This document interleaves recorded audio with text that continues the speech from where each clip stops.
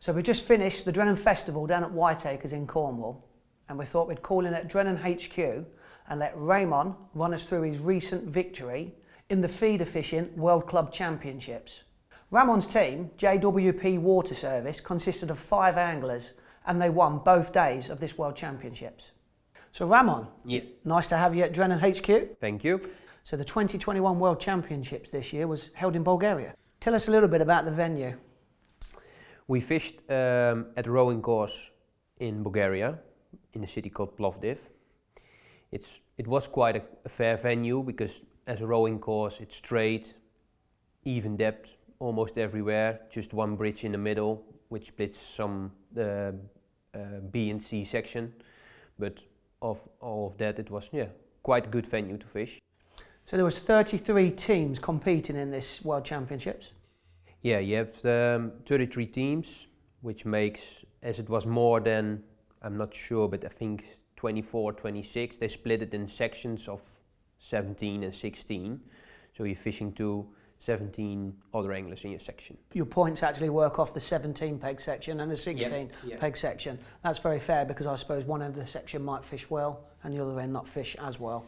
Yeah, and it gives you the opportunity to draw in a section where you don't have any end pegs to fish against, which makes it even fairer than it already was. So this event is teams of 5 anglers. Now, did you go over and practice beforehand? Yeah, before the competition actually started, we had a training week from Monday to Friday, and you draw boxes on the venue so you can fish every part of the venue during the training week. So, I see. So you fish one zone one day and then you may be at the other end of the lake the second day? Yeah. So it's like you're turning around to get an ID from the venue. This venue was quite the same everywhere, but sometimes we go on venues that can be a little bit different elsewhere. So in this practice week, I'm guessing some anglers fish certain methods, other anglers fish different lines further out, ground bait mixes. How did you come up with a plan? We started actually on Monday and Tuesday. It was like the average angler from our team are quite skilled, so we just fished to see what's going to happen.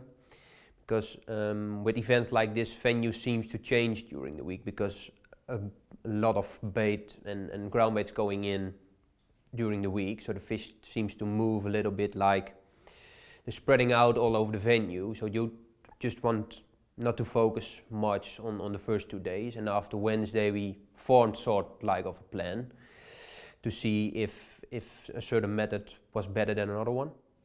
Which makes a lot of sense. So come to the first day of the festival, or the World Championships I should say, the first day you'd formulated a plan which consisted, if I'm right, of putting a lot of baiting on one line. Yeah, what we actually did was, what we tried is to set up 2 lines, one to the rope where everybody was fishing, which was around 55, 60 meters, and a middle line, which 30, 35 meters somewhere. And we fed that middle line a little bit heavier with quite a big feeder. Leave that for the first part of the match and then start on the rope and then see if you catch or not, just fish there, because they just had to move in on that middle line. And yeah, that was in big lines our strategy actually. So you're talking about big feeders. I noticed just in front of you, these are the actual size feeders you fished with, but you actually baited up with a feeder this sort of size. Yeah, actually, yeah. So you put 10 of those in on the 30-meter line, which is about the middle distance to the rope, because there's a rope that runs down the middle of the course. Yeah, because it creates a big volume of ground bait to give the fish something to settle over, and then start on just a normal feeder like this on the rope, just to get an odd fish at the start. And then we switch to catch the fish from the big baited area, just using little ground bait feeders like this, or plastic ones like that. Just keep swapping and changing to get fish coming. Now you mentioned ground bait. This did play a big part, because I saw on social media after the event that you almost had a yellow mix. Yeah, we tried different mixes during the week. As you tried different distances, you tried different mixes as well. And we found that we had quite a heavy, strong, dark mix, which was very dead in terms of activity. And we had a soft, light, yellow colored mix, That came out a lot better every day than the darker mix. A lot of other teams seems to be using darker mixes, so it gives us a little advantage on them as well. So do you think it's the actual colour that made the difference, or the softer texture of the ground bait, the release from the feeder? It might be a little bit of both. The fish just feel, if you're putting in a darker mix down the edge and you could see it in the water, it stands out a lot more than the yellow mix. The yellow mix seems to blend in a lot better with the bottom than the darker mix, so they might feel a little bit more confident on the yellow mix, which sounds strange, but it definitely is how it was. And then they might like the softer texture of the ground bait as well. Now, I know when we were down in Whiteacres recently, you were just you were explaining to me actually a few of the tips that gave you the edge, that got you those extra few fish. Now, the bite, how you had the tip under tension, and when you actually received a bite, you followed the rod. Do you want to just explain that a little bit more? Yeah, the start of the week was like the bites were very positive, so we fished longer hook lengths and the bites were easy to hit. But as soon as the week goes on, and it's just like a rowing course, so it's locked up, so the fish aren't just in there, bites became a little bit difficult. That's because the fish are wising up? I think so, or a lot of fish stop feeding, so creating competition is a little bit more difficult. So what we did actually was fishing very light tips, just put tension on it, and then sometimes a little bit of movement on the feeder gets you a bite. So we actually thought that a lot of time the fish were there, those crassios, with the hook bait in their mouths, and as soon as they feel a little bit of resistance they pull off, and if you don't move the feeder they spit out the hook bait and just leave it, so that gave us a little edge on that as well. So what you're actually saying is, so you've got tension on the rod, and then as the bite develops you follow the rod to reduce the tension, and then stop, and by that time the fish has taken the bait fully. Yeah, all of a sudden you saw a little indication on the tip, so in that way we slacken the line, so it didn't feel any resistance at all, and then all of a sudden it pulls the rod. But sometimes after it's in for 2 or 3 minutes and you didn't have seen any indication, a little more tension on the tip actually produces a bite as well, so there were multiple things to do to get actually those bites on the tip. So that little bit of tension you're putting on it, I'm guessing you're moving the hook bait just fractionally? Yep. And the fish are just seeing it? Yeah, it might be even moved, it just feel resistance that's put them off. Now, one thing that you were saying to me was that braid played a big part, so using braid you saw the bites, they were exaggerated? Yeah, because you're putting tension on the tip and slacken the line, you want to fish as direct as possible for those fish. So braid was very important, takes us out of the stretch from your setup actually. But we used to use very light hook lengths and small hooks, so you want something that's a little bit forgiving. So we put a rig up with braid straight through and then put a little bit of a boom on from feeder gum, which gives us a little bit of stretch actually when playing the fish, and you make you get away with those light hooks.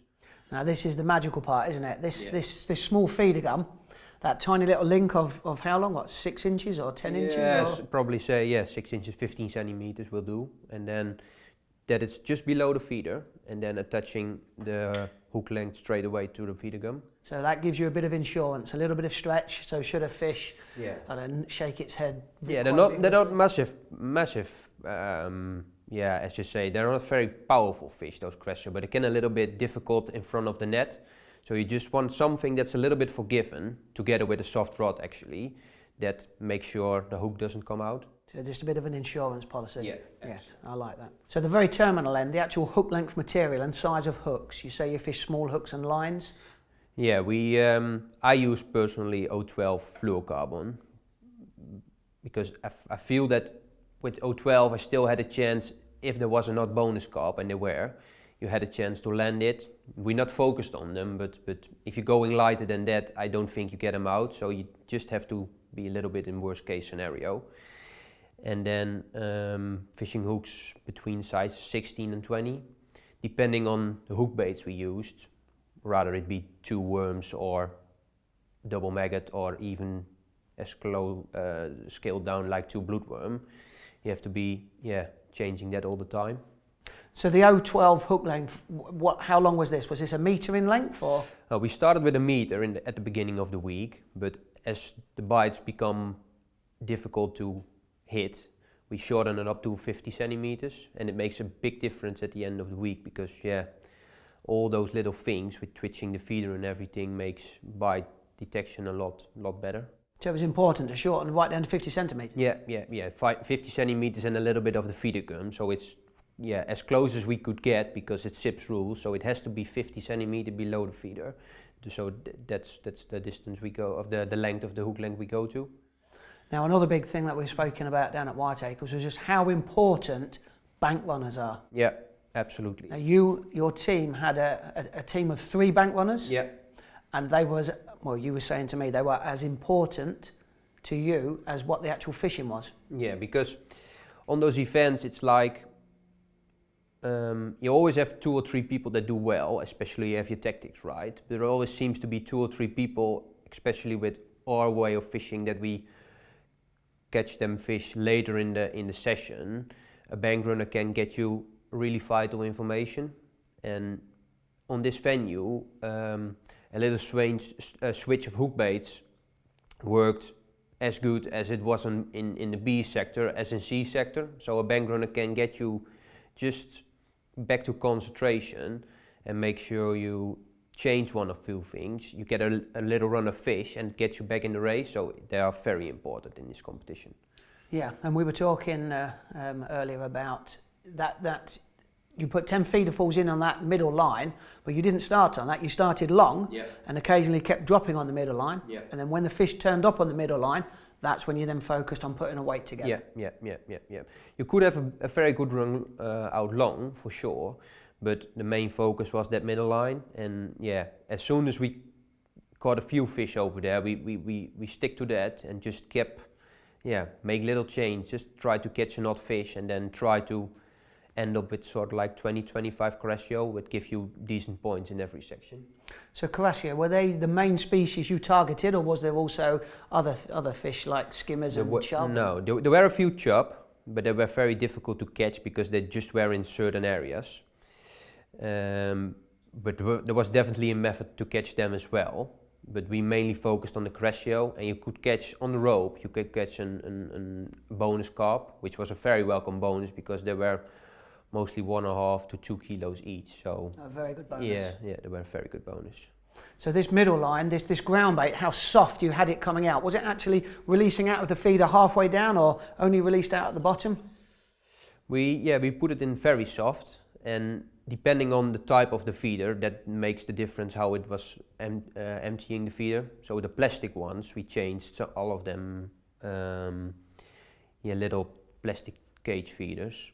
If we had any problems with bleak, we changed to them to get a little bit more rest in the pack. And then as soon as the bleak had gone, you seemed to needed to go back to a mesh cage feeder to attract another few fish. So that was also a thing that we switched a lot of. That's a very interesting tactic, I suppose. So a bleak, you had to avoid the bleak at all costs. Yeah, because the bleak make it difficult to fish with just hook bait, just bloodworm on the hook. So as soon as the bleak went, you could fish again with very small hooks and bloodworm. And as soon as the bleak came, you needed to fish worms, which took longer to get bites on, but were the best bait to use when the bleak were there.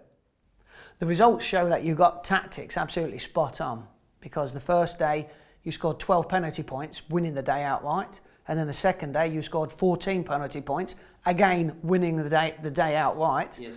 And this gave you a 16.5 point lead over second place. Yeah, absolutely. Yeah, brilliant actually, because sections were quite big.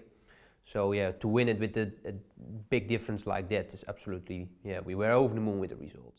And looking at the class of field as well, looking at the rest of the anglers and the teams involved, it's no mean task to finish where you finish. So going from here, where is next year? Next year is Italy. Very interesting venue, sort of a river tidal venue. Tidal venue? Yeah, tidal venue, which makes it very interesting, I think. So let's see if we can put a decent result over there, and all we can do actually. Brilliant. Well, I will probably bring the cameras along to that one, so we'll watch it. So well done, Ramon. Thank you. Brilliant. Thank you for calling in. No problem. And good luck in the future. Absolutely, thank you.